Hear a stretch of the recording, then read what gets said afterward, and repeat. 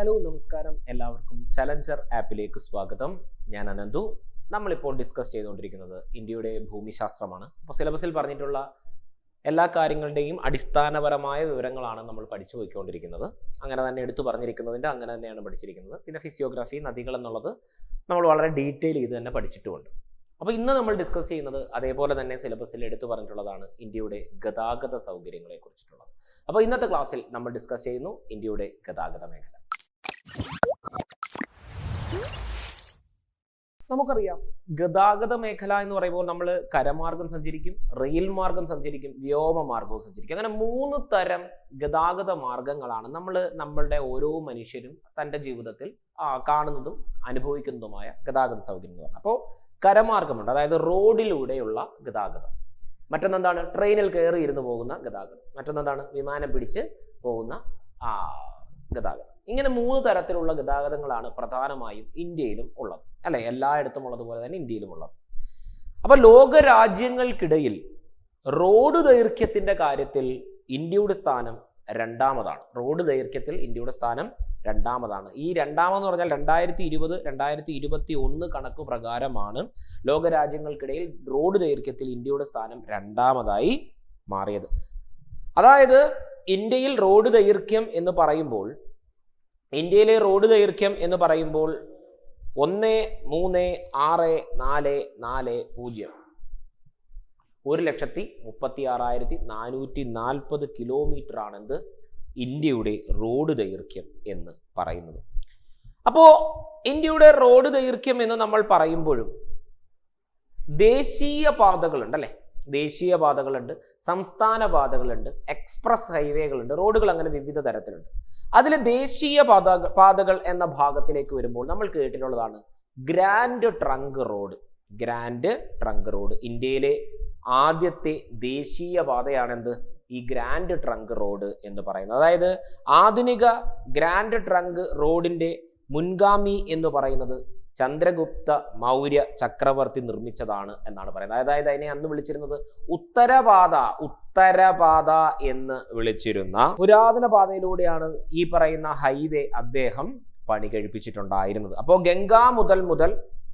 ഗംഗാമുഖം മുതൽ ചന്ദ്രഗുപ്ത സാമ്രാജ്യത്തിന്റെ വടക്കു പടിഞ്ഞാറൻ അതിർത്തി വരെ നീണ്ടു നിൽക്കുന്ന ഈ ഒരു പാതയെ നമ്മൾ എന്ത് വിളിച്ചു?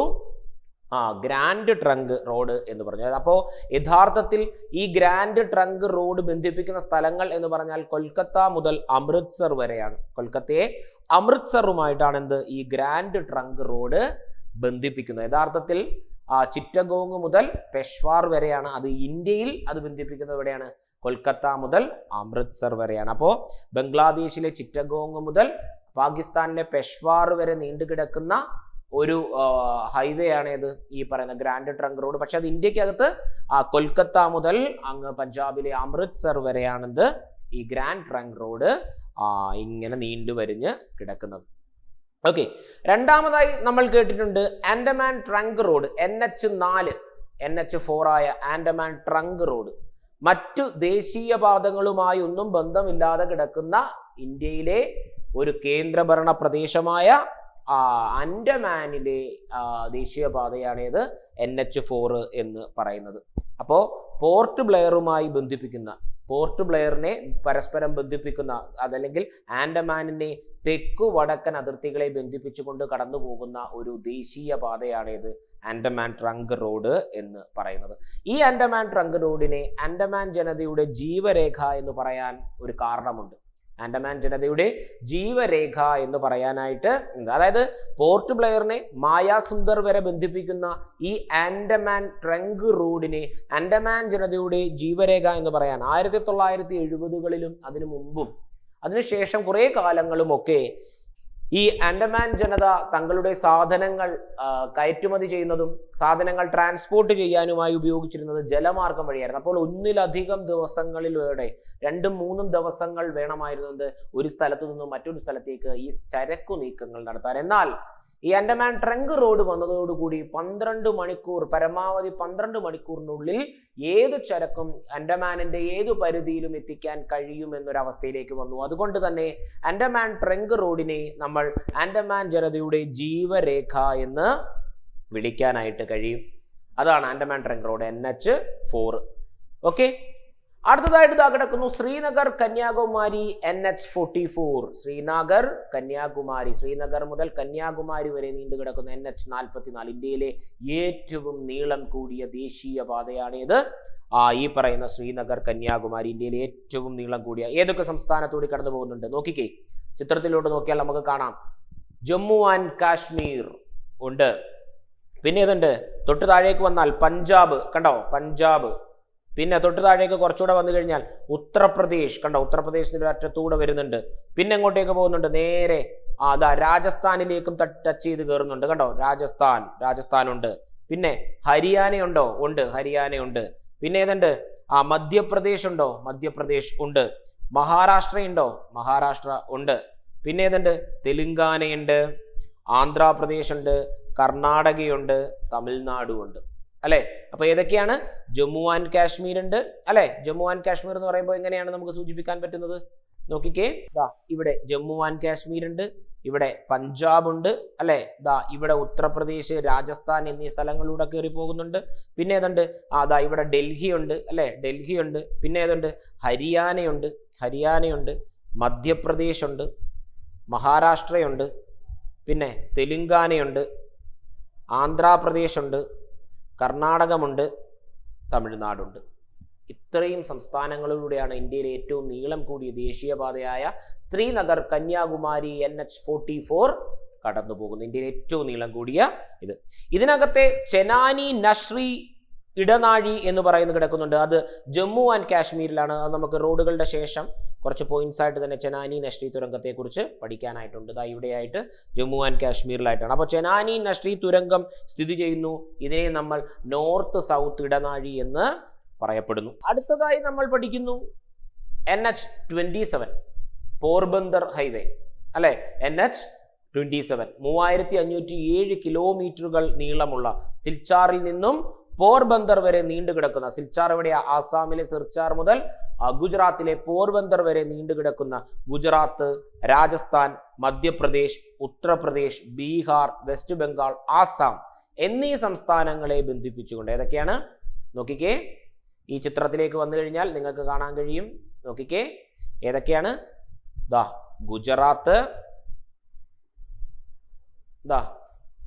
ഗുജറാത്ത്, രാജസ്ഥാൻ, ഓക്കെ, മധ്യപ്രദേശ്, ഉത്തർപ്രദേശ്, ബീഹാർ, വെസ്റ്റ് ബംഗാളിലൂടെ കയറി എങ്ങോട്ടേക്ക് പോകുന്നു? ആസാമിലേക്ക് പോകുന്നു. കണ്ടോ, ക്രോസ് ചെയ്തു പോവുകയാണ് അല്ലെ, ക്രോസ് ചെയ്തു പോവുകയാണ്. അപ്പോൾ ഇവിടെ ഒരു സ്ഥലമുണ്ടല്ലേ, ഇവിടെ ഒരു സ്ഥലമുണ്ട്. ആ സ്ഥലമാണ് എന്ത്? ഉത്തർപ്രദേശിലെ ഝാൻസി എന്ന് പറയുന്ന സ്ഥലം, ഝാൻസി. അപ്പോൾ ഞാൻ പറഞ്ഞല്ലോ, ഇത് ശ്രീനഗർ കന്യാകുമാരി എന്ന് പറയുന്നത് ഇന്ത്യയുടെ നോർത്ത് സൗത്ത് ഇടനാഴിയാണെങ്കിൽ ഈ പറയുന്ന NH27 എന്ന് പറയുന്നത് ഇന്ത്യയുടെ ഈസ്റ്റ് വെസ്റ്റ് ഇടനാഴിയാണ്. ഇന്ത്യയുടെ ഈസ്റ്റ് വെസ്റ്റ് ഇടനാഴിയാണ്. 3507 കിലോമീറ്ററുകളുള്ള ഈസ്റ്റ് വെസ്റ്റ് ഇടനാഴിയാണിത് NH27. അപ്പോൾ ഈ ഈസ്റ്റ് വെസ്റ്റ് ഇടനാഴിയും നോർത്ത് സൗത്ത് ഇടനാഴിയും തമ്മിൽ കണ്ടുമുട്ടുന്ന ഇന്ത്യയുടെ പ്രദേശമാണ് ഏത്? ഝാൻസി അല്ലെ. ഝാൻസിയിൽ വെച്ചിട്ട് ഇവർ തമ്മിൽ കണക്റ്റഡ് ആവുന്നുണ്ട്. അപ്പൊ മനസ്സിലായോ? 2 റോഡുകളായി. അടുത്തതായി നമ്മൾ പഠിപ്പ് നോക്കിക്കേ, ഗുജറാത്ത്, രാജസ്ഥാൻ, മധ്യപ്രദേശ്, ഉത്തർപ്രദേശ്, ബീഹാർ, വെസ്റ്റ് ബംഗാൾ, ആസാം സംസ്ഥാനങ്ങളിലൂടെയാണ് ഇത് കടന്നു പോകുന്നത്. കണ്ടോ, കടന്നു പോകുന്ന റൂട്ട് നിങ്ങൾക്ക് കാണാൻ പറ്റുന്നുണ്ടല്ലോ. ഓക്കെ, അടുത്തതായിട്ട് NH966B. ചിത്രം N966Bയുടേതല്ല. ഓക്കെ, അപ്പോൾ N966B ഇന്ത്യയിലെ ഏറ്റവും ചെറിയ ദേശീയ പാതയാണേത്? NH966B. കുണ്ടന്നൂർ മുതൽ വെല്ലിംഗ്ടൺ ഐലൻഡിനെ ബന്ധിപ്പിച്ചുകൊണ്ട് കടന്നു പോകുന്ന ഏറ്റവും ചെറുത്, കേരളത്തിലൂടെ കടന്നു പോകുന്നതും എന്നതിലും ഏറ്റവും ചെറുതും ഇന്ത്യയിലെ ഏറ്റവും ചെറുതുമായ ദേശീയ പാതയാണേത്? കുണ്ടന്നൂരിനെ വെല്ലിംഗ്ടണുമായി ബന്ധിപ്പിക്കുന്ന NH966B എന്ന് ഓർത്തിരിക്കുക. NH966B. അടുത്തതായി NH66 മുംബൈ പനവേൽ ടു കന്യാകുമാരി. മുംബൈയിലെ പനവേലിനെ കന്യാകുമാരിയുമായി ബന്ധിപ്പിക്കുന്ന NH66 നമ്മുടെ കേരളത്തിലെ ഏറ്റവും പ്രധാനപ്പെട്ട നാഷണൽ ഹൈവേ. കേരളത്തിലൂടെ കടന്നു പോകുന്ന ഏറ്റവും നീളം കൂടിയ ദേശീയപാതയാണേത്? NH66 എന്ന് പറയുന്ന മുംബൈ പനവേൽ ടു കന്യാകുമാരി അല്ലെ. അപ്പൊ നമ്മുടെ പാറശാലയെ കാസർഗോഡിന്റെ തലപ്പാടിക്ക് അപ്പുറം വരെ കൊണ്ടെത്തിക്കുന്ന നാഷണൽ ഹൈവേ ആണ് ആര്? NH-66 എന്ന് പറയുന്നത്. മഹാരാഷ്ട്ര, ഗോവ, കർണാടക, കേരളം, തമിഴ്നാട് സംസ്ഥാനങ്ങളിലായി നീണ്ടുകിടക്കുന്ന, ചിത്രത്തിൽ കാണും പോലെ തന്നെ നീണ്ടുകിടക്കുന്ന ഒരു നാഷണൽ ഹൈവേ ആണ് ഇത് NH-66. കേരളത്തിലൂടെ കടന്നു പോകുന്ന ഏറ്റവും നീളം കൂടിയ ദേശീയപാതയാണ് ഇത് NH-66 എന്ന് പറയുന്നത്. അടുത്തതായിട്ട് NH-544, സേലത്തെ കൊച്ചിയുമായി ബന്ധിപ്പിക്കുന്ന അതായത് നമ്മുടെ പഴയ NH-47 ആണ് ഇത്. ഈ പറയുന്ന NH-544 എന്ന് പറയുന്നത് പഴയ NH-40, അതായത് എറണാകുളത്ത് നിന്ന് പാലക്കാട് വഴി നമ്മൾ കോയമ്പത്തൂർ, സേലം വഴി അങ്ങനെ പോകുന്ന ആ റോഡാണ് ഈ പറയുന്നത്. അപ്പോൾ സേലത്തെ കൊച്ചിയുമായി ബന്ധിപ്പിക്കുന്ന നാഷണൽ ഹൈവേ ആണ് ഇത് NH-544 എന്ന് പറയുന്നത്. എങ്ങനെയാണ്? സേലം, ഈറോഡ്, കോയമ്പത്തൂര്, അവിടെ നേരെ എങ്ങോട്ട് വരും? കോയമ്പത്തൂർ നേരെ എങ്ങോട്ട് വരും? പാലക്കാട് നമ്മുടെ പാലക്കാട് ചുരമൊക്കെ ഇറങ്ങി നേരെ തൃശ്ശൂർ ജില്ലയിൽ കയറും. തൃശ്ശൂർ ജില്ലയിൽ നേരെ എങ്ങോട്ട് വരും? കൊച്ചിക്ക് വരും, എറണാകുളത്തെത്തും. ഇതാണ് ഈ റോഡ് അല്ലെ, സേലം, ഈറോഡ്, കോയമ്പത്തൂർ, പാലക്കാട്, തൃശ്ശൂർ, കൊച്ചി. ആ നാഷണൽ ഹൈവേ ആണ് ഇത് NH-544 എന്ന് പറയുന്നത്. ഇതിനകത്താണ് ഏറ്റവും പ്രസിദ്ധമായ, നമ്മൾ ഏറ്റവും കൗതുകം വെച്ച കേരളത്തിന്റെ തുരങ്കമായ കുതിരാൻ തുരങ്കം സ്ഥിതി ചെയ്യുന്നത്. ഈ നാഷണൽ ഹൈവേക്കുള്ളിലാണ് കുതിരാൻ തുരങ്കം. ഓക്കെ, അതുപോലെ തന്നെ പൂനെ 4 പാത, അതായത് പൂനെ അല്ല പൂർണ്ണ 4 പാത എന്ന് പറയുന്നത് എന്താണ്? പൂനെ അല്ല പൂർണ്ണമായും 4 പാതയുള്ള കേരളത്തിലെ ഒരു നാഷണൽ ഹൈവേ എന്ന് പറയുന്നത്. ഭാഗികമായ 6 പൂർണ്ണമായും 4 കേരളത്തിലെ ഒരു നാഷണൽ ഹൈവേ ആണ് ഇത് NH-544 എന്ന് പറയുന്നത്. ഇത് കേരളത്തിലെ ഒരേ ഒരെണ്ണമേ ഉള്ളൂ 4 ഇപ്പോൾ പൂർണ്ണമായും നിൽക്കുന്നത്. ഓക്കെ, കേരളത്തിന്റെ ആദ്യത്തെ ദേശീയപാതയാണ് ഇതപ്പോൾ ഇത് NH-544. NH-47 പുതിയ പേരാണ് NH-544. അടുത്തതായി കിടക്കുന്നു national highway authority of India. National highway authority അതായത് കേരളത്തിലെ ദേശീയപാതകളുടെ നിർമ്മാണം, ടോൾ പിരിവ്, ടാക്സ്, മെയിൻ്റനൻസ് എന്ന് വേണ്ട അതിൻ്റെ പ്ലാനുകൾ എന്നിവയ്ക്കൊക്കെ വേണ്ടിയിട്ട് സ്വതന്ത്രമായ ഒരു ബോഡി 1988 NHAI ആക്ട് പ്രകാരം 1995 രൂപീകരിച്ച ഒരു യൂണിറ്റാണ് എന്ത്? NHAI എന്ന national highway authority of India. നമ്മൾ ഹൈവേയിൽ കൂടിയൊക്കെ പോകുമ്പോൾ ഇങ്ങനെ എഴുതി വെക്കത്തില്ല NHAI, national highway authority of India എന്ന്. ആ സംഭവം തന്നെയാണ് ഇത്. അങ്ങനെ ഇന്ത്യയിലെ പ്രധാനപ്പെട്ട ദേശീയപാതകളിലൂടെ കടന്നു പോയി കഴിഞ്ഞാൽ അടുത്തതായി വേണ്ടത് എക്സ്പ്രസ് ഹൈവേ ആണ്. Express highway. ഓക്കെ, അപ്പോൾ എക്സ്പ്രസ് ഹൈവേയിലേക്ക് വരുമ്പോൾ Agra Lucknow express highway, Agra to Lucknow express highway 302 കിലോമീറ്ററുകളുള്ള ഏറ്റവും വേഗതയിൽ വാഹനങ്ങൾ ഓടിച്ചു പോകാൻ കഴിയുന്ന അല്ലെ ഏറ്റവും നീളം കൂടിയ എക്സ്പ്രസ് ഹൈവേ ആണ് ഇത് ആഗ്ര ലക്നൗ എക്സ്പ്രസ് ഹൈവേ. നിർമ്മാണം Uttar Pradesh expressway industrial development authority ആയിരുന്നു. Uttar Pradesh expressway industrial development authority ആയിരുന്നു ആഗ്ര ലക്നൗ എക്സ്പ്രസ് ഹൈവേയുടെ നിർമ്മാണം ചുമതല വഹിച്ചിരുന്നത്. 2016 നവംബർ 21 അന്നത്തെ ചീഫ് മിനിസ്റ്റർ ആയിരുന്ന അഖിലേഷ് യാദവ് ആണെന്ന് ആഗ്ര ലക്നൗ എക്സ്പ്രസ് ഹൈവേ ഉദ്ഘാടനം ചെയ്തിരുന്നത്. പിന്നുള്ളതെന്ന് പറഞ്ഞാൽ ഗ്രീൻ ഫീൽഡ് എക്സ്പ്രസ് വേ ആണ്. ഡൽഹിയെ ജയ്പൂരുമായി ബന്ധിപ്പിക്കുന്ന ഗ്രീൻ ഫീൽഡ് എക്സ്പ്രസ് വേ ആണെന്ത് മറ്റൊന്ന്. അടുത്തതായി പറഞ്ഞാൽ സുവർണ ചതുഷ്കോണം എന്ന് പറയുന്ന ഒരു സംഭവമുണ്ട്. ഏതിനെയൊക്കെ ബന്ധിപ്പിച്ചുകൊണ്ട് ഇന്ത്യയിലെ പ്രമുഖമായ വ്യാവസായിക കോറിഡോർ എന്ന് വേണമെങ്കിൽ പറയാവുന്ന ചെന്നൈ, മുംബൈ, ഡൽഹി, കൊൽക്കത്ത എന്നീ സ്ഥലങ്ങളെ ബന്ധിപ്പിച്ചുകൊണ്ട് കടന്നു പോകുന്ന ഒരു റോഡാണ് ഏത്? സുവർണ ചതുഷ്കോണം എന്ന് പറയുന്ന ചിത്രത്തിൽ ബ്രൗൺ മാർക്ക് ചെയ്തിട്ടുള്ള സ്ഥലം. ചെന്നൈ, മുംബൈ, ഡൽഹി, കൊൽക്കത്ത. മറ്റു 2 നിങ്ങൾക്ക് അറിയാം അല്ലേ? നമ്മുടെ ജമ്മു കാശ്മീരിനെ കന്യാകുമാരിയുമായിട്ടുള്ളതും അതുപോലെ തന്നെ ഗുജറാത്തിനെ ആസാമുമായിട്ടും ബന്ധിപ്പിച്ചുള്ള കുറുകെ പോകുന്ന 2 അത് 2 നമ്മൾ ആദ്യമേ പഠിച്ചു. അത് കൂടാതുള്ള അപ്പോൾ 1999 ജാനുവരി 6 അന്നത്തെ പ്രധാനമന്ത്രിയായിരുന്ന വാജ്പേയി ആയിരുന്നു എന്ത് സുവർണ ചതുഷ്കോണം ഉദ്ഘാടനം ചെയ്തത്. ഇത് കൂടാതെ വേറൊരു എക്സ്പ്രസ് ഹൈവേ കൂടി നമ്മൾക്ക് ഉണ്ട്. Mumbai Pune express highway. എന്താണ്? Mumbai Pune express highway. മുംബൈ പൂനെ ഇന്ത്യയിലെ ആദ്യത്തെ 6 വരി എക്സ്പ്രസ് ഹൈവേ എന്ന് പറയുന്നത് ഇന്ത്യയിലെ ആദ്യ 6 വരി എക്സ്പ്രസ് ഹൈവേ എന്ന് പറയുന്നത് മുംബൈ മുതൽ പൂനെ വരെയുള്ള ഈ എക്സ്പ്രസ് ഹൈവേ ആണ്. ഇന്ത്യയിലെ ആദ്യത്തെ അതിവേഗ ആക്സസ് കൺട്രോൾഡ് ടോൾ ഉള്ള എക്സ്പ്രസ് ഹൈവേ ആണ്. ഇന്ത്യയിലെ ആദ്യത്തെ അതിവേഗ ആക്സസ് കൺട്രോൾഡ് ടോൾ ഉള്ള ആക്സസ് കൺട്രോൾഡ് ടോൾ ഉള്ള എക്സ്പ്രസ് ഹൈവേ ആണ് ഇത് മുംബൈ പൂനെ എക്സ്പ്രസ് ഹൈവേ എന്നുള്ളതും ഓർത്തിരിക്കേണ്ടതാണ്. അടുത്തതായിട്ട് ഞാൻ പറയുന്നു, ഇന്ത്യയിലെ ആദ്യത്തെ 4 വരി പാത എന്ന് പറയുന്നത് NH1 ആണ്. ഇന്ത്യയിലെ ആദ്യത്തെ 4 വരി പാത, അതായത് national highway 1 Ahmedabad to Vadodara വരെയുള്ള ഈ മഹാത്മാഗാന്ധി എക്സ്പ്രസ് വേ എന്ന് വിളിക്കുന്ന ഇന്ത്യയിലെ ആദ്യത്തെ 4 വരി പാതയാണ് നാഷണൽ ഹൈവേ 1 എന്ന് പറയുന്നത്. ഇനി ആദ്യമായി ഇലക്ട്രിക് ബസ് ഓടിത്തുടങ്ങിയ ഇന്ത്യൻ സംസ്ഥാനം എന്ന് പറയുന്നത് ഹിമാചൽ പ്രദേശാണ്. റോഹ്താങ് പാസിലൂടെയാണ് ആദ്യമായിട്ട് ഇലക്ട്രിക് ബസ് ഓടിത്തുടങ്ങിയത്. ആദ്യമായി ഇലക്ട്രിക് ടാക്സി ഓടിത്തുടങ്ങിയത് എവിടെയാണെന്ന് അറിയാമോ? മഹാരാഷ്ട്രയിലെ നാഗ്പൂരിലാണ്. ആദ്യമായി ഇലക്ട്രിക് ടാക്സി ഓടിത്തുടങ്ങിയത് നാഗ്പൂരിലാണ്. ആദ്യമായി ഇലക്ട്രിക് ബസ് ഓടിത്തുടങ്ങിയ ഇന്ത്യൻ സംസ്ഥാനം ഹിമാചൽ പ്രദേശിലെ റോഹ്താങ് പാസിലൂടെയാണ്. ഇന്ത്യയിലെ റോഡ് ഗതാഗതത്തെക്കുറിച്ച് പഠിക്കാൻ നിയമിച്ച ഒരു കമ്മിറ്റിയാണ് ജയ്ക്കർ കമ്മിറ്റി എന്ന് പറയുന്നത്. ജയ്ക്കർ കമ്മിറ്റിയാണ് ഇന്ത്യയിലെ റോഡ് ഗതാഗതത്തെ അതിന്റെ വികസനത്തെക്കുറിച്ചും പഠിക്കാനായി നിയമിച്ച കമ്മിറ്റി എന്ന് പറയുന്നത്. അടുത്തതായിട്ട് രാജ്പഥ് റോഡ്. രാജ്പഥ് റോഡ് എന്ന് പറഞ്ഞാൽ റിപ്പബ്ലിക് പരേഡ് നമ്മൾ ടി വിയിലൊക്കെ കാണുമ്പോൾ ആ കാണുന്ന റോഡാണ് ഇത് രാജ്പഥ് റോഡ് എന്ന് പറയുന്നത്. രാഷ്ട്രപതി ഭവൻ മുതൽ ഇന്ത്യ ഗേറ്റ് വരെ നീണ്ടു കിടക്കുന്ന റോഡാണ് ഇത് രാജ്പഥ് റോഡ് എന്ന് പറയുന്നത്. ഇതിനെ നമ്മൾ കിങ്സ് വേ എന്ന് കൂടി വിളിക്കാറുണ്ട്. അടുത്തതായിട്ടാണ് ക്വീൻസ് നെക്ലസ് റോഡ്. ആ വാക്കിൽ തന്നെ ഉണ്ടല്ലേ, ഏതോ റാണിയുടെയോ രാജാവിന്റെയോ ഇതാണ് ആ കിരീടം പോലെ അല്ലെങ്കിൽ നെക്ലസ് പോലെ, കഴുത്തിലെ നെക്ലസ് പോലെ ദാ ഇങ്ങനെ കിടക്കുന്നു എന്ന് വെച്ചോളൂ. അങ്ങനെ അതായത് ഇങ്ങനെ തിരിച്ചിടുമ്പോൾ ദാ ഇങ്ങനെ കിടക്കുന്നു നെക്ലസ്. മുംബൈ മറൈൻ ഡ്രൈവിന് മുന്നിലൂടെ നമ്മൾ സിനിമയിലൊക്കെ കാണത്തില്ലേ, മുംബൈയിൽ ഇങ്ങനെ കുറേ വെട്ടമൊക്കെ വെച്ചിട്ട് കടലിങ്ങനെ കയറി നമ്മൾ എല്ലാ സിനിമയിലും കാണാറുണ്ടല്ലോ. ആ സ്ഥലം മുംബൈയിലെ മറൈൻ ഡ്രൈവിന് മുന്നിലൂടെയുള്ള ഈ റോഡിനെയാണ് നമ്മൾ ക്വീൻസ് നെക്ലസ് റോഡ് എന്ന് വിളിക്കുന്നത്. അതിന്റെ മറ്റൊരു പേരാണ് സുഭാഷ് ചന്ദ്രബോസ് റോഡ് എന്ന് പറയുന്നത്.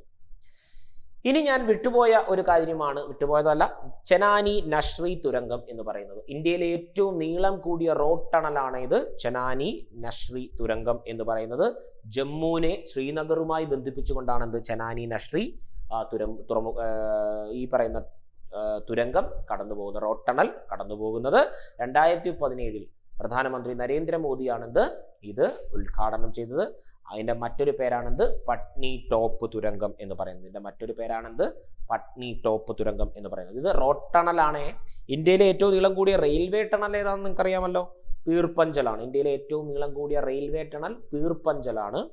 രണ്ടാമത്തത് കർബൂഡയാണ്. കർബൂഡ എവിടെയാണ്? കൊങ്കൺ റെയിൽവേയുടെ ഭാഗമാണ് ഇത് കർബൂഡ എന്ന് പറയുന്നത്. കൊങ്കൺ റെയിൽവേയുടെ ഭാഗമായ കർബൂഡയാണ് റെയിൽവേയുടേത്. ഇത് റോഡിന്റെ മാത്രമാണ് ഇത് ചെനാനി നഷ്രി തുരങ്കം എന്ന് നമ്മൾ പഠിക്കുന്നത്. ഇതാണെന്ത് ഇന്ത്യയുടെ റോഡ് ഗതാഗതം എന്ന നിലയിൽ നമുക്ക് പഠിക്കാനായിട്ട് ഉള്ളത്. അപ്പോൾ നെക്സ്റ്റ് ആയിട്ട് റോഡ് കഴിഞ്ഞു. ഇനി എന്താണുള്ളത്?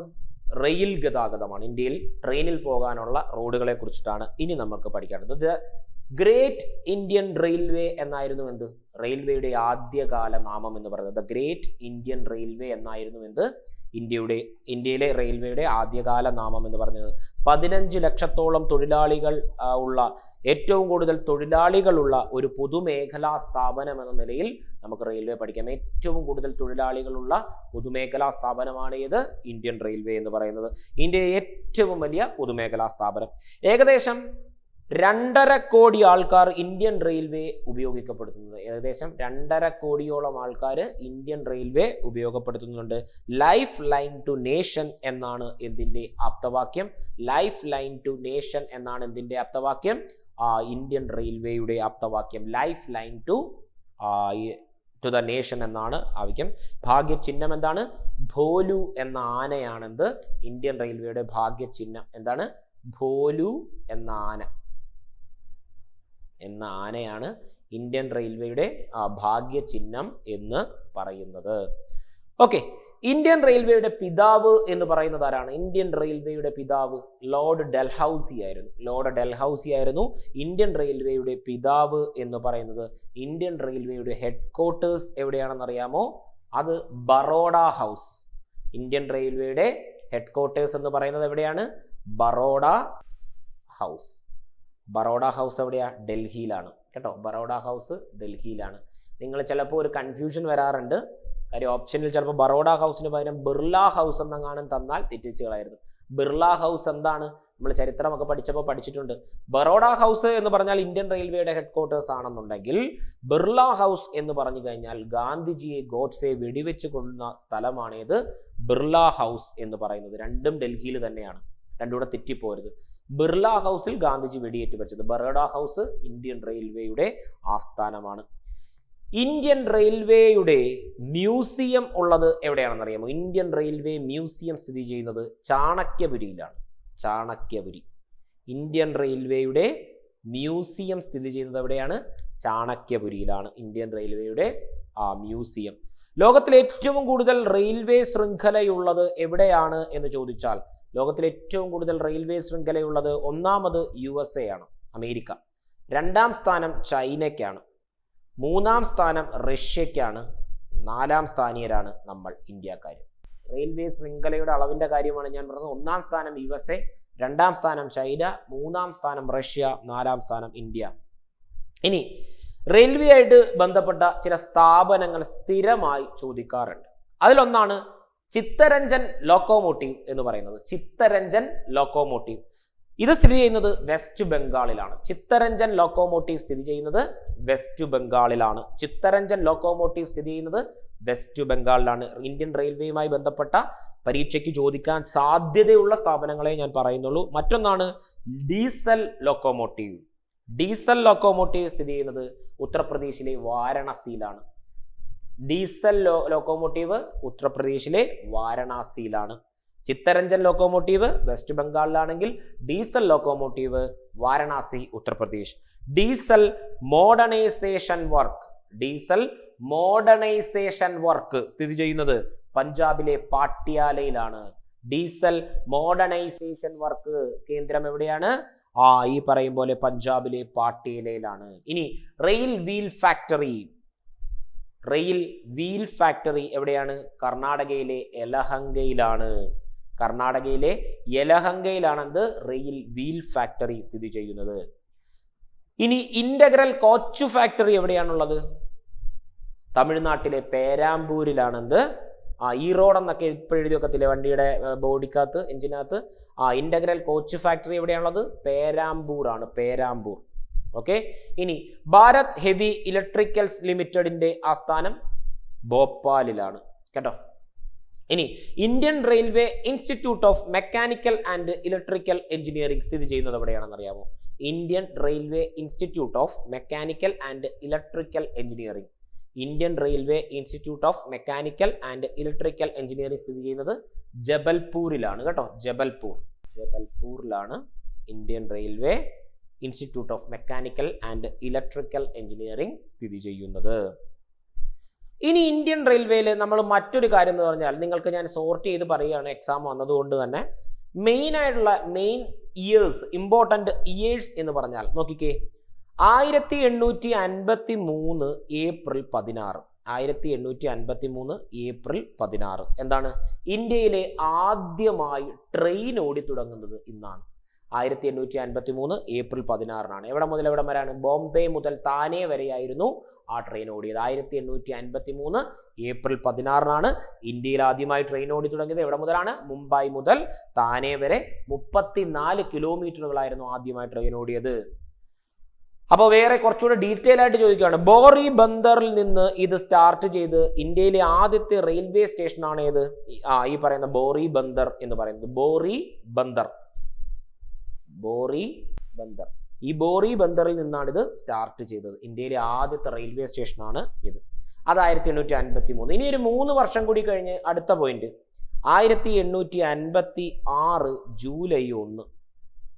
1856 ജൂലൈ 1 സൗത്ത് ഇന്ത്യയിൽ ആദ്യമായി ട്രെയിൻ ഓടി തുടങ്ങി. തെക്കേ ഇന്ത്യയിൽ ആദ്യമായി ട്രെയിൻ ഓടി തുടങ്ങി. അവിടെ തൊട്ടാണ് വെയസാർപാടി. എവിടാണ്? വെയസാർപാടി, റോയൽപുരം എന്ന് ചിലപ്പോൾ കിടക്കും കേട്ടോ. റോയൽപുരം എന്ന് ചിലപ്പോൾ കിടക്കും. മുതൽ വലാജ റോഡ് വരെയാണ് തെക്കേ ഇന്ത്യയിൽ ആദ്യമായി ട്രെയിൻ ഓടിയത്, മദ്രാസ്. അപ്പോൾ നോക്കിക്കേ, ഈ സൗത്ത് ഇന്ത്യയിലെ ആദ്യത്തെ റെയിൽവേ സ്റ്റേഷൻ റോയൽപുരം. റോയപുരമാണ്, റോയൽപുരമല്ല, റോയപുരമാണ് എന്ത് സൗത്ത് ഇന്ത്യയിലെ ആദ്യത്തെ റെയിൽവേ സ്റ്റേഷൻ. പക്ഷേ ഇന്ത്യയിലെ ആദ്യത്തെ റെയിൽവേ സ്റ്റേഷൻ ബോറി ബന്ദറാണ്. അത് മുംബൈ താനെയാണ്. 34 കിലോമീറ്റർ ആയിരുന്നു ഇന്ത്യയിലെ ആദ്യത്തെ ട്രെയിൻ ഓടുന്നത് 1853 56. ഇനി പറഞ്ഞു കഴിഞ്ഞാൽ കേരളത്തിൽ ആദ്യമായി ട്രെയിൻ ഓടിയത് 1861 1861 കേരളത്തിൽ ആദ്യമായി ട്രെയിൻ ഓടി ബേപ്പൂർ മുതൽ തിരൂർ വരെയായിരുന്നു ഓടിയത്. ബേപ്പൂർ മുതൽ തിരൂർ വരെയായിരുന്നു അത് ഓടിയത്. ബേപ്പൂർ തിരൂർ വരെയായിരുന്നു കേരളത്തിൽ ആദ്യമായി ട്രെയിൻ ഓടിയത് 1861. ഇനി 1904 നമ്മൾ LD ക്ലർക്ക് മോഡുലേഷനിലാണ് പഠിക്കുന്നത് കേട്ടോ, അതായത് 10th ലെവലിലാണ് നമ്മൾ പഠിക്കുന്നത്. 1904 തിരുവിതാംകൂറിൽ ആദ്യത്തെ ട്രെയിൻ ഓടി. തിരുവിതാംകൂർ ട്രാവൻകൂറിൽ ആദ്യമായി ട്രെയിൻ ഓടി. എവിടെയാണ്? കൊല്ലം ചെങ്കോട്ട. ട്രാവൻകൂറിൽ ആദ്യമായിട്ട് ട്രെയിൻ ഓടി. ഏതാണ്? Kollam Chenkotta. Kollam Chenkotta rail. Okay, Kollam Chenkotta rail. അതാണ് 1904. ഓക്കെ, ഇനി അത് കഴിഞ്ഞു ഇനി ഇതിനിടയ്ക്ക് ഒരു കാര്യം വിട്ടുപോയി. 1904 മുമ്പായിട്ട് വേറൊരു കാര്യം ഉണ്ടായിരുന്നു. 1890 1890 ഇന്ത്യൻ റെയിൽവേ ആക്ട് പാസ്സാകുന്നത്. ഇന്ത്യൻ റെയിൽവേ ആക്ട്, ആദ്യത്തെ ഇന്ത്യൻ റെയിൽവേ ആക്ട് പാസ്സാക്കുന്നത് 1890. പിന്നെ 1901 ഇന്ത്യൻ റെയിൽവേ ബോർഡ് നിലവിൽ വരുന്നു കേട്ടോ. അത് രണ്ടും ഞാൻ വിട്ടുപോയതാണ്, അതിൻ്റെ ഇടയിൽ എഴുതിക്കോണം. 1901 ഇന്ത്യൻ റെയിൽവേ ബോർഡ് നിലവിൽ വരുന്നു. ഓക്കെ, ഒരു വർഷം പഠിച്ചു. പിന്നെ നമുക്ക് പഠിക്കാനുള്ളത് 1951 1951 ഇന്ത്യൻ റെയിൽവേ എന്ത് ചെയ്തിട്ടുണ്ടാവും? ദേശസാൽക്കരിച്ചു. ദേശസാൽക്കരിക്കുന്നത് 1959 ദേശസാൽക്കരിച്ചു, നാഷണലൈസ്ഡ് ആക്കി. ഇന്ത്യയിലെ ആദ്യത്തെ മൗണ്ടെയിൻ റെയിൽവേ എന്ന് പറയുന്നത് ഡാർജിലിംഗ് ഹിമാലയൻ റെയിൽവേ ആണ്. ഡാർജിലിംഗ് ഹിമാലയൻ റെയിൽവേ ആണെന്ന് ഇന്ത്യയിലെ ആദ്യത്തെ മൗണ്ടെയിൻ റെയിൽവേ എന്ന് പറയുന്നത്. ഡാർജിലിംഗ് ഹിമാലയൻ റെയിൽവേ ആണെന്ന് ഇന്ത്യയിലെ ആദ്യത്തെ മൗണ്ടെയിൻ റേഞ്ച് എന്ന് പറയുന്നത്. ഇതിനെയാണ് നമ്മൾ ടോയ് ട്രെയിൻ എന്ന് വിളിക്കുന്നത്. ഈ ഡാർജിലിംഗ് മുതൽ Himalayan railway, Darjeeling Himalayan railway എന്ന ഇന്ത്യയിലെ ആദ്യത്തെ മൗണ്ടെയിൻ ട്രെയിനെയാണ് നമ്മൾ എന്ത് വിളിക്കുന്നത്? ടോയ് ട്രെയിൻ എന്ന് വിളിക്കുന്നത്. അടുത്തതായിട്ടുള്ളതാണ് ഫെയറി ക്യൂൻ. നിങ്ങൾ കേട്ടിട്ടുണ്ടാവും അല്ലെ? ഫെയറി ക്യൂൻ എന്താണ്? ഇപ്പോഴും സർവീസ് നടത്തുന്ന ലോകത്തിലെ ഏറ്റവും പഴക്കം ചെന്ന റെയിൽവേ എഞ്ചിനാണെന്ത്? ഫെയറി ക്യൂൻ എന്ന് പറയുന്നത്. എന്താണ് ഫെയറി ക്യൂൻ? ഫെയറി ക്യൂൻ ഇന്ത്യയിൽ ഇപ്പോഴും സർവീസ് നടത്തുന്ന ഏറ്റവും പഴക്കം ചെന്ന റെയിൽവേ എഞ്ചിനാണേത്? Fairy queen. ഡൽഹിയെ രാജസ്ഥാനിലെ ആൽവാറുമായിട്ട് കണക്ട് ചെയ്യുന്ന ഒരു ട്രെയിനാണ് ഇപ്പോൾ അത് കേട്ടോ, ഫെയറി ക്യൂൻ എന്ന് പറയുന്നത്. ഇനി ഇലക്ട്രിക് ട്രെയിൻ ഉണ്ട്. ഡീസലൊക്കെ കഴിഞ്ഞു, കൽക്കരി കഴിഞ്ഞു, ഡീസൽ വന്നു, ഡീസൽ കഴിഞ്ഞ് ഇലക്ട്രിക് ട്രെയിൻ വന്നു. ഇലക്ട്രിക് ട്രെയിൻ എന്ന് പറഞ്ഞാൽ ഫസ്റ്റ് ഇന്ത്യയിൽ വരുന്നത് ഡെക്കാൻ ക്യൂൻ എന്ന് പറയുന്ന ട്രെയിൻ ആയിരുന്നു. ആദ്യത്തെ ഇന്ത്യയിലെ ഇലക്ട്രിക് ട്രെയിൻ എന്ന് പറഞ്ഞത് ഡെക്കാൻ ക്യൂൻ എന്ന് പറഞ്ഞത്. ഡെക്കാനിന്റെ രാജ്ഞി എന്നറിയപ്പെടുന്ന പട്ടണം ഏതാണ്? പൂനെയാണ്. ഡെക്കാനിന്റെ രാജ്ഞി എന്നറിയപ്പെടുന്ന പട്ടണം പൂനെയാണ്. അപ്പോൾ മുംബൈ എന്ന നഗരത്തെ പൂനെയുമായി ബന്ധിപ്പിച്ചുകൊണ്ടായിരുന്നു ഇന്ത്യയിലെ ആദ്യത്തെ ഇലക്ട്രിക് ട്രെയിൻ ഓടിയത്. അതാണെന്ത്? ഡെക്കാൻ ക്യൂൻ എന്ന് പറയുന്നത്. ഡെക്കാൻ ക്യൂനിലേക്ക്, പൂനെയിലേക്ക്, മുംബൈയിൽ നിന്നും പൂനെയിലേക്ക് ഡെക്കാൻ ക്യൂൻ എന്നുള്ളത്. ആദ്യമായി CCTV സ്ഥാപിച്ച ട്രെയിൻ എന്ന് പറഞ്ഞാൽ ഏതാണെന്നറിയാമോ? ആദ്യമായി CCTV വരുന്ന ട്രെയിൻ, CCTV അതാണ് ഷാൻ ഇ പഞ്ചാബ്. ഷാൻ ഇ പഞ്ചാബ് ആണെന്ത്? ആദ്യമായി CCTV കൊണ്ടുവരുന്ന ട്രെയിൻ എന്ന് പറയുന്നത്. ഓക്കെ, ഇനി വൈഫൈ. CCTV കഴിയുമ്പോൾ ഇനി എന്താണ്? വൈഫൈ വേണം. അപ്പൊ വൈഫൈ ആദ്യമായി ഇൻട്രൊഡ്യൂസ് ചെയ്തത് രാജധാനി എക്സ്പ്രസ്സിലായിരുന്നു. രാജധാനി എക്സ്പ്രസ്സിലാണെന്ത്? വൈഫൈ ആദ്യമായിട്ട് ഇൻട്രൊഡ്യൂസ് ചെയ്തത്. ഇന്ത്യയിലെ ആദ്യത്തെ സൂപ്പർ ഫാസ്റ്റ് ട്രെയിൻ ആയിരുന്നു ഇത്, രാജധാനി എക്സ്പ്രസ് എന്ന് പറയുന്നത്. ഇന്ത്യയിലെ ആദ്യത്തെ സൂപ്പർ ഫാസ്റ്റ് ട്രെയിൻ ആയിരുന്നു എന്ത്? രാജധാനി. ഡൽഹി മുതൽ ഹൗറ വരെയായിരുന്നു അത് ഓടിക്കൊണ്ടിരുന്നത്. ഇന്ത്യയിലെ ആദ്യത്തെ സൂപ്പർ ഫാസ്റ്റ് ട്രെയിൻ ആണ് രാജധാനി എന്നുള്ളത്. അതാണ് മുംബൈ മുതൽ ഹൗറ വരെയായിരുന്നു ഓടിക്കൊണ്ടിരുന്നത്. ഇനി കുറെ കൂടെ വേറെ പ്രധാനപ്പെട്ട ട്രെയിനുകൾ ഇന്ത്യയിലുണ്ട്. ഇന്ത്യയിൽ ഏറ്റവും കൂടുതൽ ദൂരമോടുന്ന ട്രെയിൻ ഏതാണെന്നറിയാമോ? ഇന്ത്യയിൽ ഏറ്റവും കൂടുതൽ ദൂരമോടുന്ന ട്രെയിൻ എന്ന് പറയുന്നത്, ഇന്ത്യയിൽ ഏറ്റവും കൂടുതൽ ദൂരമോടുന്നത് എന്ന് ചോദിച്ചാൽ ഇന്ത്യയിൽ ഏറ്റവും ദൂരമോടുന്നത് വിവേക് എക്സ്പ്രസ് ആണ്. വിവേക് എക്സ്പ്രസ്. വിവേകാനന്ദൻ ദീർഘമായി ചിന്തിക്കുന്നയാളായിരുന്നു എന്ന് ഓർത്താൽ മതി. വിവേക് എക്സ്പ്രസ് ഏറ്റവും ദീർഘമായ ദൂരത്തിൽ ഓടുന്ന ഇന്ത്യയിലെ ട്രെയിനാണേത്? വിവേക് എക്സ്പ്രസ് എന്ന് പറയുന്നത്. അത് ഓടുന്നത് കന്യാകുമാരിയിൽ നിന്നും, കന്യാകുമാരി പോവും, കന്യാകുമാരിയിൽ നിന്നും അത് നേരെ ട്രിവാൻഡ്രം സെൻട്രൽ വഴി വന്നിട്ട് നേരെ കോയമ്പത്തൂര്, ട്രിവാൻഡ്രം സെൻട്രൽ വരുന്നു. ട്രിവാൻഡ്രത്ത് നമ്മൾ സ്ഥിരം വരുന്നതിൻ്റെ തൊട്ട് ഷൊർണൂരൊക്കെ എത്തി. അവിടുന്ന് നേരെ എങ്ങോട്ടേക്ക് പോകുന്നു? കോയമ്പത്തൂർ വരും.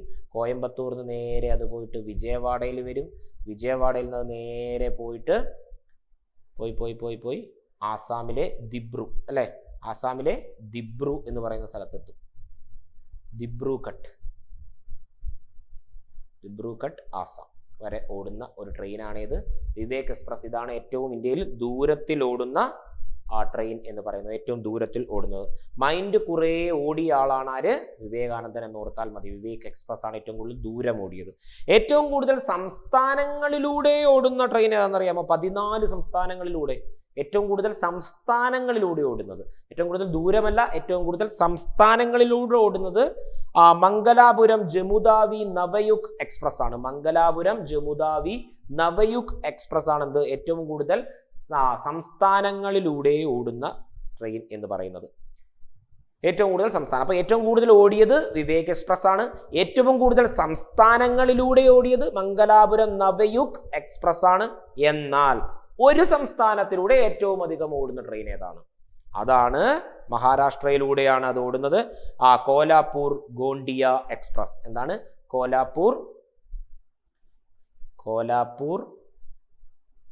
ഗോണ്ടിയ എക്സ്പ്രസ് മഹാരാഷ്ട്രയിലാണ്.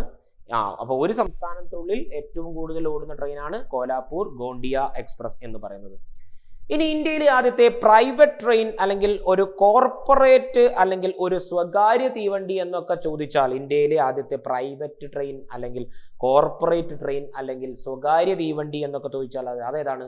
തേജസ് എക്സ്പ്രസ് ആണ്, അല്ലെ? ലക്നൌവിനെ ഡൽഹിയുമായി ബന്ധിപ്പിക്കുന്ന തേജസ് എക്സ്പ്രസ് ആണ് ഇന്ത്യയിലെ ആദ്യത്തെ സ്വകാര്യ തീവണ്ടി എന്ന് പറയുന്നത്. അതുപോലെ റെയിൽവേ ലൈൻ ഇല്ലാത്ത ഇന്ത്യയിലെ ഒരു സംസ്ഥാനം ഏതാണെന്ന് അറിയാമോ? റെയിൽവേ ലൈൻ ഇല്ലാത്ത ഇന്ത്യയിലെ സംസ്ഥാനം സിക്കിം ആണ്. റെയിൽവേ ലൈൻ ഇല്ലാത്ത ഇന്ത്യയിലെ സംസ്ഥാനമാണ് സിക്കിം എന്നുള്ളത്. അതുപോലെ റെയിൽവേ ലൈൻ ബന്ധിപ്പിച്ച അവസാന സംസ്ഥാനം എന്ന് പറഞ്ഞാൽ, റെയിൽവേ ലൈനാൽ ബന്ധിപ്പിച്ച അവസാന സംസ്ഥാനം എന്ന് പറഞ്ഞാൽ അത് മേഘാലയയാണ്. അപ്പോൾ ഇന്ത്യൻ പ്രസിഡന്റിന് മാത്രമായി സഞ്ചരിക്കാൻ ഒരു ട്രെയിൻ ഇന്ത്യയിലൂടെ ഓടുന്നുണ്ട്. ഒരു ചുവന്ന കളറിലെ ട്രെയിൻ. യൂട്യൂബിലൊക്കെ നോക്കിയാൽ മതി. അതിന്റെ പേരാണ് പ്രസിഡൻഷ്യൽ സലൂൺ എന്നാണ് അതിന്റെ പേര്. ഇന്ത്യൻ പ്രസിഡന്റ് മാത്രമായി സഞ്ചരിക്കാനായിട്ടുള്ള ട്രെയിനാണ് പ്രസിഡൻഷ്യൽ സലൂൺ എന്നാണ്. ആദ്യം സഞ്ചരിച്ച ഇന്ത്യൻ പ്രസിഡന്റ് ആണ് ഡോക്ടർ രാജേന്ദ്ര പ്രസാദ്. അവസാനം സഞ്ചരിച്ച ആള് നമ്മളുടെ ഇപ്പോഴത്തെ പ്രസിഡന്റ് ആണ് കേട്ടോ. അവസാനം സഞ്ചരിച്ചത് ഇന്ത്യൻ പ്രസിഡന്റ് മാത്രമായി സഞ്ചരിക്കാൻ ഉള്ളതാണ് പ്രസിഡൻഷ്യൽ സലൂൺ എന്ന് പറയുന്നത്. മുഴുവൻ ഭാഗവും ഇന്ത്യയിൽ നിർമ്മിച്ച ട്രെയിൻ ഏതാണെന്നറിയാമോ? മേധ ട്രെയിനാണ്. മുഴുവൻ ഭാഗവും ഇന്ത്യയിൽ നിർമ്മിച്ച ട്രെയിനാണ് മേധ. മേധ എന്ന് പറയുന്നത്. ഏറ്റവും വേഗത കൂടിയ ഇന്ത്യൻ ട്രെയിൻ എന്ന് പറയുന്നത്, ഏറ്റവും വേഗത്തിൽ ഓടുന്ന Indian train ഏതാണെന്നറിയാമോ? Vande Bharat express ആണ്. 180 കിലോമീറ്റർ ആണ്. 180 കിലോമീറ്റർ പെർ അവർ ആണ് അതിന്റെ ദൂരം. വന്ദേ ഭാരത് എക്സ്പ്രസിന് ഏറ്റവും വേഗതയേറിയ ട്രെയിൻ എന്ന് പറയുന്നത് വന്ദേ ഭാരത് എക്സ്പ്രസ് ആണ്. അതിന്റെ പഴയ പേരാണ് ട്രെയിൻ 18.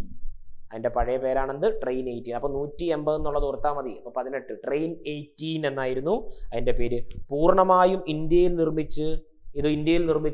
ഇത് നിർമ്മിച്ച ഇന്റഗ്രൽ കോച്ച് ഫാക്ടറിയിൽ ആണെന്ന് ഓർക്കുക. പേരാമ്പ്രയിലെ ഇന്റഗ്രൽ കോച്ച് ഫാക്ടറിയിൽ നിന്നിട്ടാണ്, പേരാമ്പൂരിലെ ഇന്റഗ്രൽ കോച്ച് ഫാക്ടറിയിൽ നിന്നും പൂർണ്ണമായും ഇന്ത്യയിൽ നിർമ്മിച്ചൊരു ട്രെയിനാണ് ഇത്, ഈ വന്ദേ ഭാരത് എക്സ്പ്രസും. പൂർണ്ണമായും ഇന്ത്യയിൽ നിർമ്മിച്ച ആദ്യ ട്രെയിനാണ് മേധ. ഇന്ത്യയിൽ നിർമ്മിച്ച മറ്റൊരു ട്രെയിനാണ് വന്ദേ ഭാരത്. ഇന്ത്യയിലെ ഏറ്റവും വേഗത കൂടിയതാണ്. അതും നിർമ്മിക്കുന്നത് പൂർണ്ണമായും ഇന്ത്യയിലാണ്. Rail coach factory Kapurthala. ഇനി ഏറ്റവും വേഗത കുറഞ്ഞ ട്രെയിൻ സർവീസ് ഏതാണ്? ഏറ്റവും വേഗത കുറഞ്ഞ ട്രെയിൻ സർവീസ് മേട്ടുപ്പാളയം മുതൽ ഊട്ടി വരെ നീണ്ടു കിടക്കുന്ന നമ്മുടെ ഊട്ടിപ്പട്ടണം ആ പാട്ടിനകത്തൊക്കെ കാണുന്നില്ലേ, പഴയ എല്ലാ സിനിമകളിലും ഉണ്ട്. ആ ട്രെയിനാണ് ഇന്ത്യയിലെ ഏറ്റവും വേഗത കുറഞ്ഞ ട്രെയിൻ എന്ന് പറയുന്നത്. 10 കിലോമീറ്റർ പെർ അവർ ആണ്. 1 മണിക്കൂറിൽ 10 കിലോമീറ്റർ മാത്രമേ സഞ്ചരിക്കൂ. അതാണ് ഏറ്റവും വേഗത കുറഞ്ഞ ഇന്ത്യയിലെ ട്രെയിൻ എന്ന് പറയുന്നത്. വേഗത കൂടിയ രണ്ടാമത്തെ ട്രെയിൻ ഏതാണെന്നറിയാമോ? ഗതിമാൻ എക്സ്പ്രസ് ആണ്. വന്ദേ ഭാരത് വരുന്ന മുമ്പ് വരെ ഗതിമാൻ ആയിരുന്നു. ഇപ്പോൾ രണ്ടാമത്തെ ഏറ്റവും വേഗത കൂടിയതാണ് ഗതിമാൻ എക്സ്പ്രസ്. ഇന്ത്യയിൽ ആദ്യമായി ട്രെയിൻ ഹോസ്റ്റസ്മാരെ നിയമിച്ച ട്രെയിനാണ് ഗതിമാൻ. ഇന്ത്യയിൽ ആദ്യമായി ട്രെയിൻ ഹോസ്റ്റസുമാരെ നിയമിച്ച ട്രെയിനാണ് ഗതിമാൻ എന്നുള്ളത്. ഇനി 2009 ആരംഭിച്ച ഒരു സൂപ്പർ ഫാസ്റ്റ് ട്രെയിൻ ആയിരുന്നു എന്ത്? 2009 ആരംഭിച്ച ഒരു സൂപ്പർ ഫാസ്റ്റ് ട്രെയിൻ ആയിരുന്നു എന്ത്? ദുരന്തോ എക്സ്പ്രസ്. 2009 ആരംഭിച്ച ഒരു സൂപ്പർ ഫാസ്റ്റ് ട്രെയിൻ ആണെന്ത്?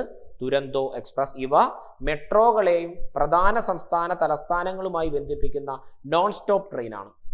മെട്രോകളെ പ്രധാന സംസ്ഥാന തലസ്ഥാനങ്ങളുമായി ബന്ധിപ്പിക്കുന്ന ഒരു നോൺ സ്റ്റോപ്പ് ട്രെയിനുകളാണെന്ത്? ദുരന്തോ എക്സ്പ്രസ് എന്ന് പറയുന്നത്. ഇതാണ് ഇന്ത്യൻ റെയിൽവേയുമായി ബന്ധപ്പെട്ട പോയിന്റ്. അപ്പോൾ ഇന്ത്യയിലെ ഏറ്റവും നീളം കൂടിയ ഒരു റെയിൽവേ ടണൽ ഇന്ത്യക്കുണ്ട്. അതാണ് ഇത്? പീർ പഞ്ചൽ നമ്മൾ പഠിച്ചു. രണ്ടാമത്തത് കൊങ്കൺ റെയിൽവേയുടെ ഭാഗമായ കർബൂഡെ. Father of Indian railway Dalhousie. ഇന്ത്യയിലെ ഏറ്റവും വലിയ പൊതുമേഖലാ ഭാഗം ഭാഗ്യമുദ്ര ഭോലു എന്ന ആനക്കുട്ടി ദേശസാൽക്കരിച്ചത് 1951. ആദ്യ റെയിൽ പാത ബോംബെ താനെയായിരുന്നു. ആദ്യ ട്രെയിൻ സർവീസ് 1853 ഏപ്രിൽ 16 ഇന്ത്യയിലെ ഏറ്റവും വേഗമേറിയ ട്രെയിൻ എന്ന് പറയുന്നത് വന്ദേ ഭാരത് എക്സ്പ്രസ് ആണ്. ഡൽഹിയെ വാരണാസിയുമായി ബന്ധിപ്പിക്കുന്നു. ഇന്ത്യയിലെ ISO സർട്ടിഫിക്കേഷൻ നേടിയ ആദ്യ ട്രെയിനാണ് ഗുവാഹട്ടി റെയിൽവേ സ്റ്റേഷൻ. ഇന്ത്യയിൽ ISO സർട്ടിഫിക്കേഷൻ നേടിയ ആദ്യത്തെ റെയിൽവേ സ്റ്റേഷനാണ് ഗുവാഹട്ടി റെയിൽവേ സ്റ്റേഷൻ. ആദ്യ ട്രെയിൻ എഴുതിയിട്ടുണ്ടല്ല, ഗുവാഹട്ടി റെയിൽവേ സ്റ്റേഷൻ. ഓക്കെ. ഇന്ത്യയിലെ ആദ്യത്തെ വികലാംഗ സൗഹൃദ റെയിൽവേ സ്റ്റേഷനാണ് എറണാകുളം ജംഗ്ഷൻ. ഇന്ത്യയിലെ ആദ്യത്തെ വികലാംഗ സൗഹൃദ റെയിൽവേ സ്റ്റേഷനാണ് Ernakulam junction. Life time to the nation എന്നായിരുന്നു ഇന്ത്യൻ റെയിൽവേയുടെ ആപ്തവാക്യം. ആസ്ഥാനം ബറോഡ ഹൗസ് ആണെന്ന് ഞാൻ പറഞ്ഞു. ഇപ്പോഴും സർവീസ് നടത്തുന്ന ലോകത്തിലെ ഏറ്റവും പഴയ തീവണ്ടി എഞ്ചിനാണ് ഫെയറി ക്യൂൻ എന്ന് ഞാൻ പറഞ്ഞു. ആദ്യത്തെ സൂപ്പർ ഫാസ്റ്റ് ട്രെയിൻ ഡൽഹിയെ ഹൗറയുമായി ബന്ധിപ്പിച്ചിരുന്ന രാജധാനി എക്സ്പ്രസ് ആയിരുന്നു എന്ന് ഞാൻ പറഞ്ഞു. ആദ്യത്തെ കോർപ്പറേറ്റ് ട്രെയിൻ, പ്രൈവറ്റ് ട്രെയിൻ, സ്വകാര്യ തീവണ്ടി എന്നൊക്കെ പറയുന്നത് തേജസ് എക്സ്പ്രസ് ആണ്. ഏറ്റവും ദൈർഘ്യമേറിയ ട്രെയിൻ സർവീസ് വിവേക് എക്സ്പ്രസ് ആണ്. ഏറ്റവും അധികം സംസ്ഥാനങ്ങളിലൂടെ കടന്നു പോകുന്നത് മാംഗ്ലൂർ ടു ജമ്മുതാവി നവയുഗ് എക്സ്പ്രസ് ആണ്. പൂർണ്ണമായും സൗരോർജത്തിൽ പ്രവർത്തിക്കുന്നത് ഗുവാഹട്ടി റെയിൽവേ സ്റ്റേഷൻ. പൂർണ്ണമായും സൗരോർജത്തിൽ പ്രവർത്തിക്കുന്ന എയർപോർട്ട് എവിടെയാണ്? അത് നമ്മുടെ കൊച്ചി ഇന്റർനാഷണൽ എയർപോർട്ട് ആട്ടോ, സിയാലാണ്. ഇനി ഇന്ത്യയിലെ ആദ്യത്തെ മെട്രോ റെയിൽവേ എന്ന് പറയുന്നത് കൊൽക്കത്തയിലാണ്. 1984 ഒക്ടോബർ 24 ഇന്ത്യയിലെ ആദ്യത്തെ മെട്രോ റെയിൽവേ നടക്കുന്നത്. ഇനി റെയിൽ കോച്ച് ഫാക്ടറി കപൂർത്തലയും റെയിൽ വീൽ ഫാക്ടറി യലഹങ്കയുമാണ്. ഇനി നമുക്ക് ഇന്ത്യൻ റെയിൽവേയെ കുറിച്ച് പഠിക്കുമ്പോൾ നമ്മുടെ ഇന്ത്യയുടെ രാജ്യാതിർത്തി കടന്നു പോകുന്ന കുറേ ട്രെയിനുകളുണ്ട്. ഇന്ത്യയുടെ രാജ്യാതിർത്തി കടന്നു പോകുന്ന കുറേ ട്രെയിനുണ്ട്. അതിലൊന്നാണ് താർ എക്സ്പ്രസ്. അതിലൊന്നാണെന്ത്? താർ എക്സ്പ്രസ് എന്ന് പറയുന്നത്. താർ എന്ന് പറയുമ്പോൾ താർ എക്സ്പ്രസ് എന്ന് പറഞ്ഞു കഴിഞ്ഞാൽ കറാച്ചിയെ ജോധ്പൂരുമായി, രാജസ്ഥാനിലെ ജോധ്പൂരുമായി ബന്ധിപ്പിക്കുന്ന, അല്ലെങ്കിൽ പാകിസ്ഥാൻ ഇന്ത്യയുമായി കടന്നു പോകുന്ന ട്രെയിനാണ് ഇത് താർ എക്സ്പ്രസ് എന്ന് പറയുന്നത്. മറ്റൊന്നാണ് Samjhauta express. Samjhauta express India Pakistan തമ്മിലാണ്, ഇന്ത്യയും പാകിസ്ഥാനും തമ്മിലാണ്. അതായത് ലാഹോറിനെ ഡൽഹിയുമായിട്ടാണ് ഇത് ബന്ധിപ്പിക്കുന്നത്. ലാഹോറിനെ ഡൽഹിയുമായി ബന്ധിപ്പിക്കുന്നതാണ് സംജോത എക്സ്പ്രസ്. അടുത്ത മൈത്രി എന്ന് പറഞ്ഞൊരു ട്രെയിൻ ഉണ്ട്, മൈത്രി എക്സ്പ്രസ്. മൈത്രി എക്സ്പ്രസ് ഇന്ത്യ ബംഗ്ലാദേശാണ്. ഇന്ത്യ ബംഗ്ലാദേശാണ് ഇതുള്ളത്. അല്ലെങ്കിൽ കൊൽക്കത്തയെ ധാക്കയുമായാണ് ഇത് ബന്ധിപ്പിക്കുന്നത്. കൊൽക്കത്തയെ ധാക്കയുമായിട്ടാണ് ഇത് ബന്ധിപ്പിക്കുന്നത്. കൊൽക്കത്തയെ ധാക്കയുമായിട്ട് ബന്ധിപ്പിക്കുന്നു. ഇനി ബന്ധൻ എക്സ്പ്രസ് ഉണ്ട്. എന്താണ് ബന്ധൻ എക്സ്പ്രസ്? ബന്ധൻ എക്സ്പ്രസ് ഉണ്ട്. ബന്ധൻ എക്സ്പ്രസ് എന്ന് പറഞ്ഞാൽ ഇന്ത്യ ബംഗ്ലാദേശ് തന്നെയാണ്. ഇന്ത്യ ബംഗ്ലാദേശ് തന്നെയാണ്. കൊൽക്കത്തയെ കുല്ലുൻ ആയിട്ട് ബന്ധിപ്പിക്കുന്നു. കൊൽക്കത്തയെ കുല്ലുനുമായിട്ട് ബന്ധിപ്പിക്കുന്നു. മൈത്രി 2 എന്നും ഇതിനെ അറിയപ്പെടുന്നുണ്ട്. മൈത്രി 2 എന്നും ഈ ബന്ധൻ എക്സ്പ്രസിനെ അറിയപ്പെടാറുണ്ട്. ഓക്കെ. ഇനി പാകിസ്ഥാൻ താർ മരുഭൂമിയെ വിളിക്കുന്നതാണ് എന്ത്? ചോലിസ്ഥാൻ. പാകിസ്ഥാനിൽ താർ മരുഭൂമിയെ വിളിക്കുന്ന പേര് ചോലിസ്ഥാൻ എന്നാണ്. ഇനി വേറൊന്ന് നോക്കിക്കഴിഞ്ഞാൽ ഇന്ത്യയിൽ കുറെ ആഡംബര ട്രെയിനുകളുണ്ട്. ഇന്ത്യയിൽ കുറെ ആഡംബര ട്രെയിനുകളുണ്ട്. അതിലൊന്നാണ് palace on wheels. Palace on wheels. മറ്റൊന്നാണ് Maharaja express. Maharaja express most expensive train in India എന്ന് പറയുന്നതാണ് മഹാരാജ എക്സ്പ്രസ്. ഏറ്റവും ആഡംബരമുള്ള ഇന്ത്യയിലെ ട്രെയിനാണ് ഇത്. ആഡംബര ട്രെയിനുകളിൽ ആഡംബരമുള്ളതാണ് മഹാരാജ എക്സ്പ്രസ് എന്ന് പറയുന്നത്. പിന്നുള്ളതാണ് ഡെക്കാൻ ഒഡീസി എന്ന ട്രെയിൻ. മറ്റൊന്നാണ് ദ ഗോൾഡൻ ചാരിയോട്ട് എന്ന ട്രെയിൻ. ഇതെല്ലാം എന്താണ്? ഇന്ത്യയിലെ ആഡംബര ട്രെയിനുകൾക്ക് ഉദാഹരണമാണ്. അപ്പോൾ ഇന്ത്യയിലെ റോഡ് മാർഗവും റെയിൽ മാർഗവും നമ്മൾ ഇന്നത്തെ ഈ ഒരു സെഷനിൽ പഠിച്ചു കഴിഞ്ഞു. ഇനി കൂടുതൽ വിവരങ്ങൾ ഉണ്ടെങ്കിൽ കുറച്ചുകൂടി റെഫറൻസ് ചെയ്യാം. പരമാവധി പോയിന്റുകൾ നമ്മൾ കവർ ചെയ്തിട്ടുണ്ട്. അപ്പോൾ ഇനി വ്യോമഗതാഗതം നമുക്ക് നെക്സ്റ്റ് സെഷനിൽ ഡിസ്കസ് ചെയ്യാം. Thank you.